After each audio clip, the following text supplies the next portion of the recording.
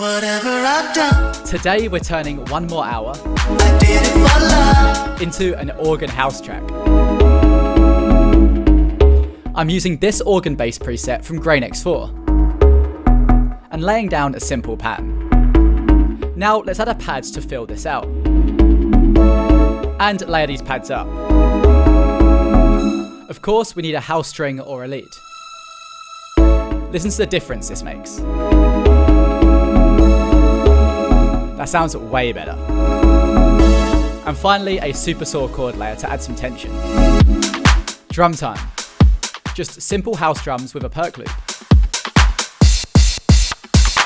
I decided to mess with the short vocal in the track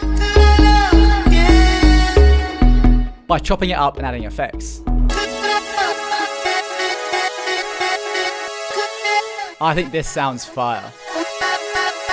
And here's how the final result sounds. By the way, all of the sounds were from Grain X4, which is on a huge sale linked in the description. Whatever I've done.